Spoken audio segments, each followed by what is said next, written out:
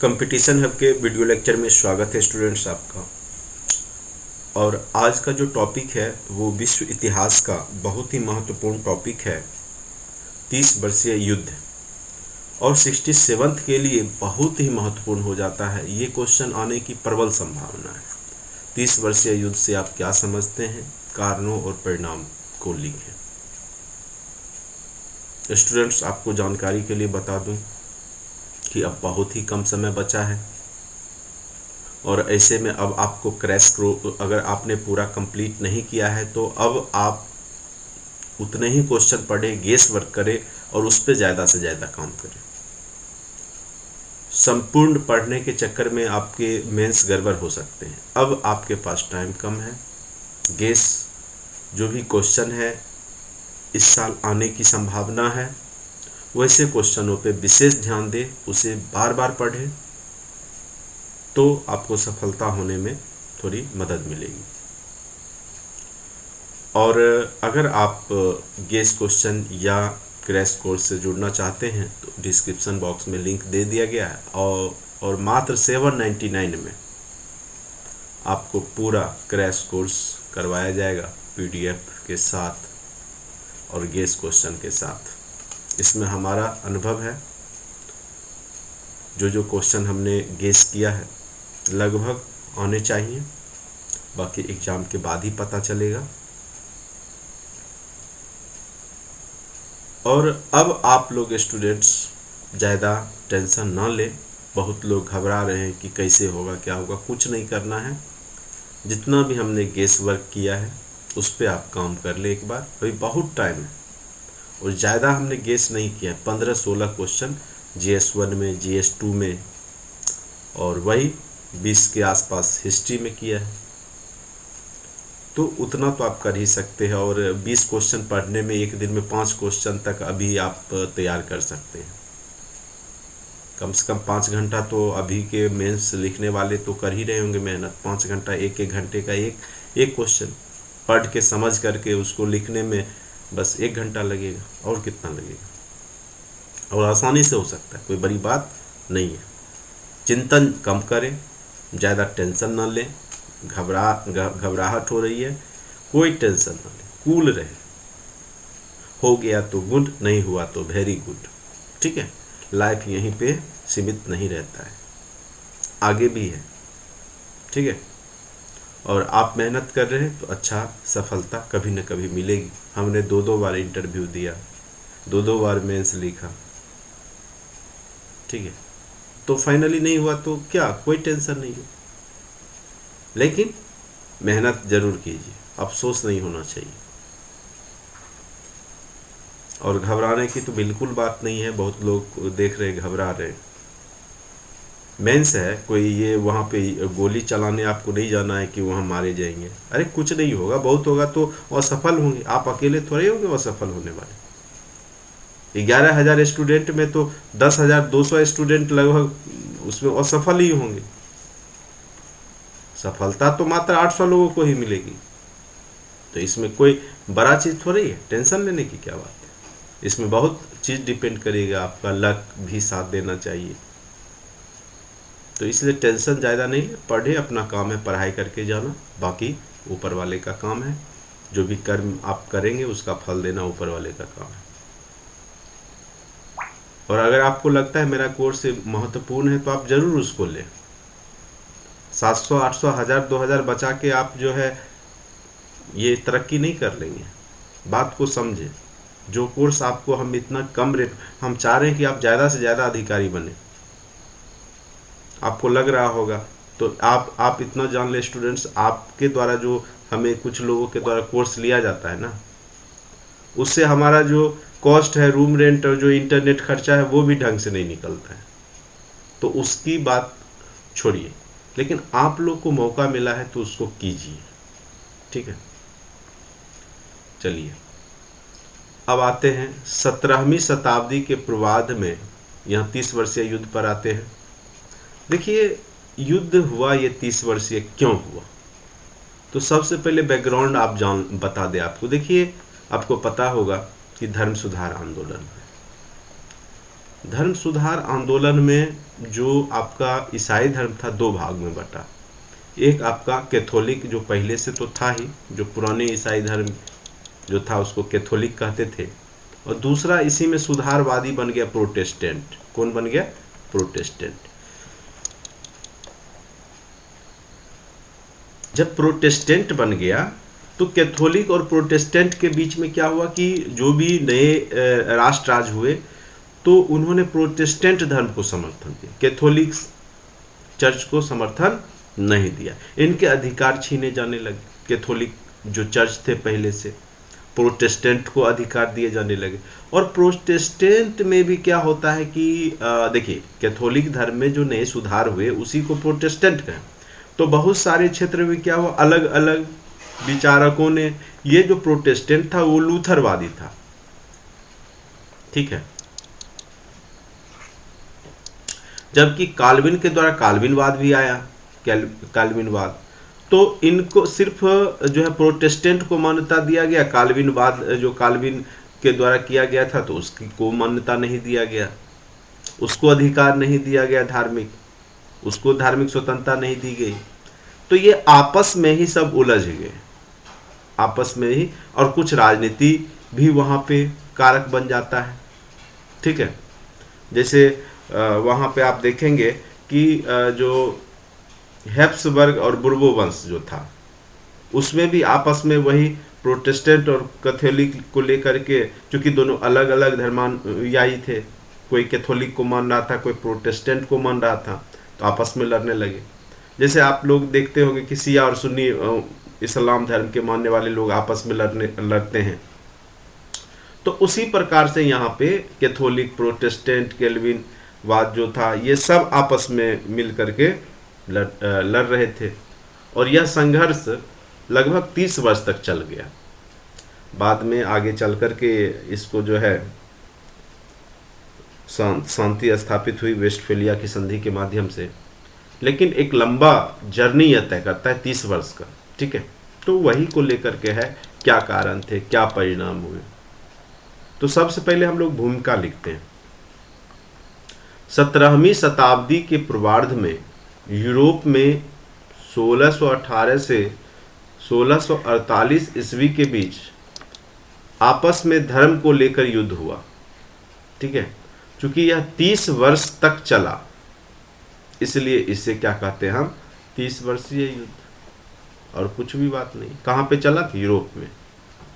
और कब से कब तक? तो 1618 से 48 तक। कई लोग ये क्वेश्चन को डिमांड किए थे कि सर ये 30 वर्षीय युद्ध करवा दीजिए। चलिए, इंपॉर्टेंट था, मैं करवाता ही, आप नहीं भी बोलते फिर भी करवाता मैं।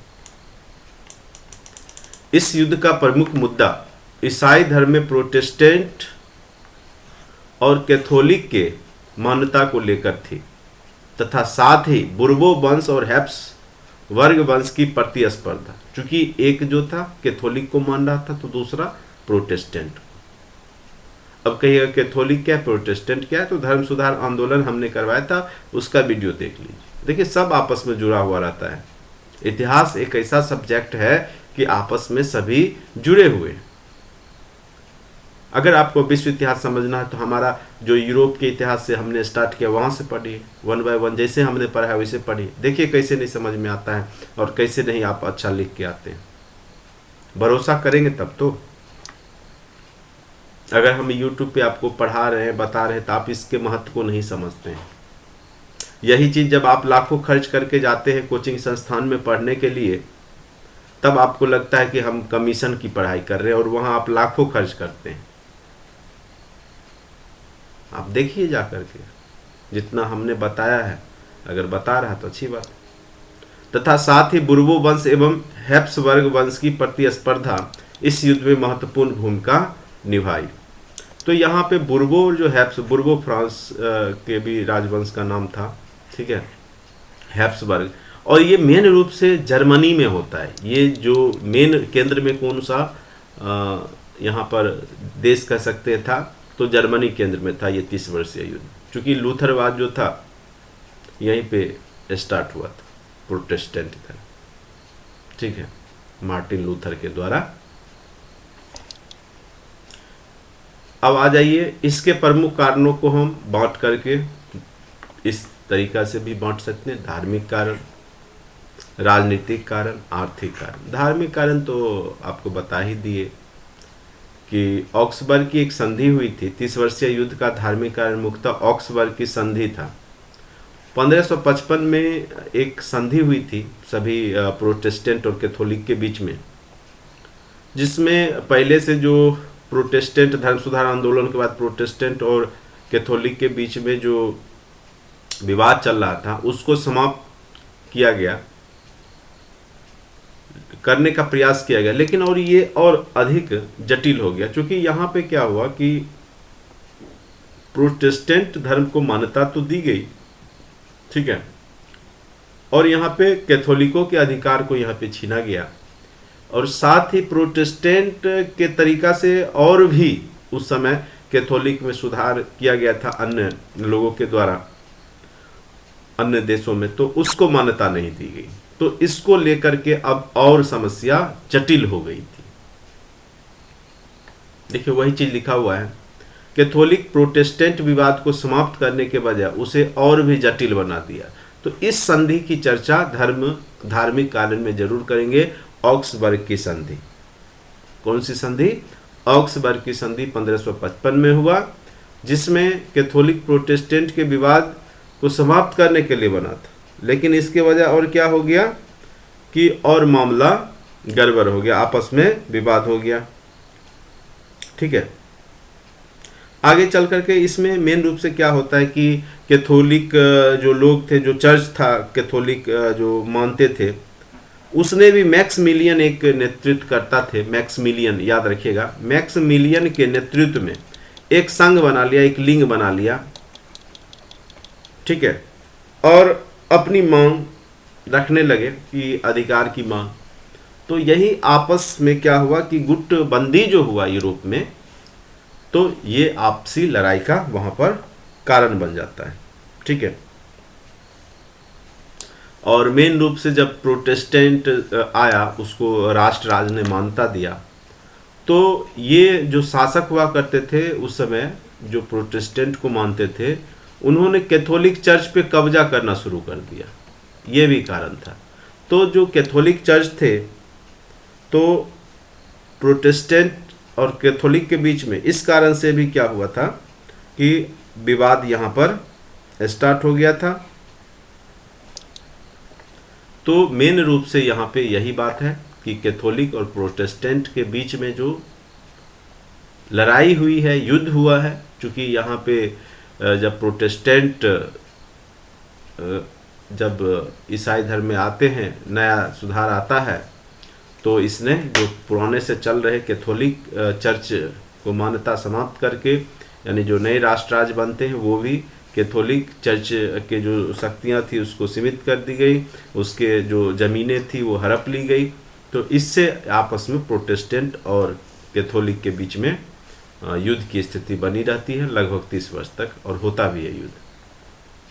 इस संधि के तहत कैथोलिक चर्च ने केवल लूथर के प्रोटेस्टेंट संप्रदाय को मान्यता प्रदान की, ठीक है, किसको? प्रोटेस्टेंट को। अतः संधि के विरोध में काल्विनवादियों ने अपना प्रोटेस्टेंट संघ बनाया। प्रतिक्रिया स्वरूप कैथोलिकों ने भी एक होली लिंग की स्थापना की, ठीक है, किसके नेतृत्व में? तो मैक्समिलियन के नेतृत्व में। और इस प्रकार ईसाई धर्म में ही आपसी तनाव बढ़ गए। तो यही मेन कारण था, याद रखिएगा, कैथोलिक और प्रोटेस्टेंट के बीच का झगड़ा। राजनीतिक कारण, राष्ट्रीय प्रवृत्ति बढ़ने से पवित्र रोमन सम्राट के अधीन अनेक राज्य स्वतंत्र होना चाहते थे। राज्य क्या चाह रहे थे? अब स्वतंत्र होना। अतः अपनी स्वार्थ पूर्ति हेतु धर्म का सहारा लिया, और इसमें क्या किया कि केंद्र में धर्म को ला करके इसी बहाने जो चर्च का जो शक्ति बढ़ी हुई थी, चर्च के द्वारा जो उस समय शासन किया जा रहा था कैथोलिकों के द्वारा, तो उसको कमजोर किया जाए। और यहाँ पर इसीलिए इन्होंने धर्म का सहारा लिया। जैसे फ्रांस के कैथोलिक बुर्बो ने प्रोटेस्टेंट का नेतृत्व किया, तो फ्रांस के कैथोलिक जो बुर्ब थे आगे चल करके क्या किए? प्रोटेस्टेंट का नेतृत्व किया, और इनको चाहिए था राजनीतिक सुख, राज चाहिए था। तो इसके लिए इन्होंने यहाँ पर प्रोटेस्टेंट को समर्थन दिया। चूँकि प्रोटेस्टेंट में क्या था कि धर्म और राज में कोई समझौता नहीं था। ये एक नया विचार था कैथोलिक में, यानी राज के कार्यों में ये प्रोटेस्टेंट हस्तक्षेप नहीं करते थे। इसलिए नए राष्ट्र राज्यों के लिए प्रोटेस्टेंट फायदा कारक था। और चूंकि पुरातन कैथोलिक में बहुत ज़्यादा चर्च लोग जो है वहाँ पे टैक्स वसूली का भी काम करने लगे थे, जिससे राजा की स्थिति बेहतर नहीं हो पा रही थी, शासक वर्ग की स्थिति बेहतर नहीं हो पा रही थी। इस कारण से भी जो नए राष्ट्र राज्य बने वो प्रोटेस्टेंट के नेतृत्व में ही बने, और उन्होंने जो है कैथोलिकों के जो अधिकार थे उसको सीमित कर दिया। तो आपस में यहाँ पे जो है युद्ध देखने को मिलता है। तो राजनीतिक कारण में भी आप लिख सकते हैं। आर्थिक कारण, अब देखिए यूरोप बदल रहा था, पूंजीवादी मनोवृत्ति आ रही थी, पादरी, शासक, धार्मिक वर्ग सब अपने अपने तरीके से सक्रिय थे, ज़्यादा से ज़्यादा धन एकत्रित करना चाहते थे। पादरी कई तरह का टैक्स लगा करके, और खुद भूमि पे भी टैक्स नहीं देता था पादरी लोग, पोप पादरी, चर्च लोग। तो इससे भी शासकों की स्थिति, शासक वर्ग खुद से चाह रहा था कि ज़्यादा से ज़्यादा धन एकत्रित हो, तो इसलिए उसने प्रोटेस्टेंट को समर्थन किया, क्योंकि वह राज के कार्यों में हस्तक्षेप नहीं करता था। और उसने पोप पादरियों की जो कर्मकांड है, जो कह सकते हैं शोषण था, उसका विरोध किया था। तो यहाँ पे शासक वर्ग जो थे उन्होंने प्रोटेस्टेंट को समर्थन कर दिया था।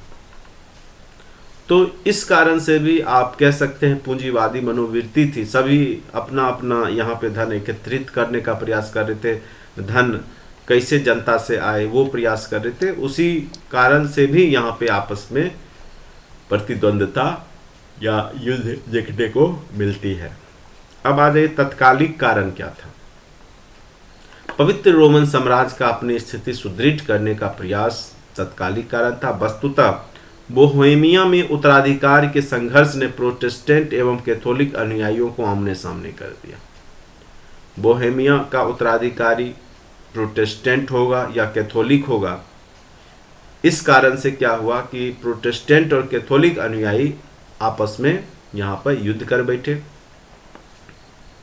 फलस्वरूप यूरोप भारी अव्यवस्था का शिकार हुआ तथा एक लंबे संघर्ष में उलझ गया। ठीक है। अब कहिएगा बोहेमिया कहाँ है, तो वो जर्मनी का ही कोई प्रांत था जहाँ पर उत्तराधिकार को लेकर के यहाँ पे लड़ाई हुई थी। ठीक है, तो ये सब जिक्र कर देंगे तत्कालिक कारण में। अंततः 1648 में क्या हुआ कि वेस्टफेलिया की संधि हुई, और वेस्टफेलिया के संधि के तहत यूरोप में शांति बहाल करने का प्रयास किया गया, या किया भी गया। वेस्टफेलिया की संधि के क्या प्रावधान थे, सबसे प्रमुख प्रावधान जरूर लिखेंगे, 2-4 तो जरूर लिख देंगे। तो सबसे पहले ऑक्सबर्ग की जो संधि हुई थी 1555 में, उसको परिवर्तित कर दिया गया, और जो कॉल्विनवाद थे, जो प्रोटेस्टेंट के तरह ही कैथोलिक में सुधार करके एक नया, एक कह सकते हैं कि संप्रदाय बनाए थे, कॉल्विनवादियों के द्वारा बना था, उसको भी धार्मिक स्वतंत्रता और अधिकार दिया गया। उसके बाद दूसरा, धार्मिक अदालतों में कैथोलिक एवं प्रोटेस्टेंट दोनों जजों की संख्या बराबर कर दी गई, यानी दोनों को बराबर अधिकार दे दिया गया, कैथोलिक को भी और प्रोटेस्टेंट को। मेन तो लड़ाई इन दोनों के बीच ही की थी, कैथोलिक और प्रोटेस्टेंट के कारण ही लड़ाई हो रही थी। तो जो भी धार्मिक अदालत थे, तो उसमें क्या किया गया कि दोनों की संख्या बराबर कर दी गई, जज की संख्या। अगर 4 जज प्रोटेस्टेंट के होंगे तो 4 ही कैथोलिक के भी होंगे। फिर जनवरी 1624 ईस्वी तक चर्च की संपत्ति पर जिसका अधिकार था उसे स्वीकृति दी गई, लेकिन बाद में हुए परिवर्तनों को अमान्य कर दिया गया। यानी जो कैथोलिक पे जैसे मान के चलिए 1624 ईस्वी तक जिन लोगों का था, प्रोटेस्टेंट वादियों का हो चाहे कैथोलिकों का हो, तो जिनका अधिकार था उनका ही रहेगा। उसके बाद अगर उनके अधिकार को कोई छीना है, कब्जा किया है, तो उसको अमान्य कर दिया गया, परिवर्तन को अमान्य कर दिया गया। ठीक है। उसके बाद इस संधि के तहत 30 वर्षीय युद्ध की समाप्ति की घोषणा की गई और एक सबसे बड़ा आप देखेंगे परिणाम स्वरूप में दिखता है कि यूरोप में 2 देश हॉलैंड और स्विट्जरलैंड की स्थापना। ठीक है। तो ये परिणाम में भी ऐसे लिख सकते हैं। तो ये वेस्टफेलिया की संधि के प्रमुख प्रावधान थे। परिणाम: काल्विनवादियों को भी प्रोटेस्टेंट की तरह मान्यता और धार्मिक स्वतंत्रता, राष्ट्र राज्यों को पूर्ण संप्रभुता, अब पोप हस्तक्षेप नहीं कर सकता था। ठीक है। राजनीति में धर्म का प्रभाव समाप्त कर दिया गया। युद्ध में घायल युद्ध बंदियों, बीमार सैनिकों के इलाज एवं सुरक्षा संबंधी कानून बनाए गए। जर्मनी पर काफ़ी बुरा प्रभाव पड़ा। यूरोपीय देशों में जर्मनी काफ़ी पिछड़ गया। ठीक है। तो ये परिणाम लिख देंगे। तो कारण परिणाम आप जान ही गए। इस प्रकार हम पाते हैं कि 30 वर्षीय युद्ध ने यूरोप का रूपरेखा बदल दिया, किंतु आगे चल करके वेस्टफेलिया की संधि द्वारा युद्ध की समाप्ति हुई और पूरे यूरोप में शांति स्थापित किया गया। तो इस प्रकार से आप बेहतर आंसर राइटिंग 30 वर्षीय युद्ध के बारे में लिख सकते हैं। हो सकता है यह अब आपके लघु उत्तरीय में पूछ दिया जाए। तो लघु उत्तरीय में तो शायद नहीं पूछेगा, ये दीर्घ उत्तरीय का ही प्रश्न है और कई बार पूछे भी गए हैं प्रीवियस वर्षों में। तो इस बार इसकी संभावना है पूछने की। अगर आपको मेरा वीडियो लेक्चर अच्छा लगता है तो लाइक करें, सब्सक्राइब करें, दोस्तों के बीच में शेयर करें। और जिन लोगों ने कोर्स नहीं बाय किया है, अब बहुत ही कम कॉस्ट में आपको गेस क्वेश्चन विथ सारे मॉडल आंसर नोट्स सब कुछ आपको दिए जा रहे हैं, तो आप ज़रूर बाय करें। चलिए आज के लिए इतना ही। Thank you so much.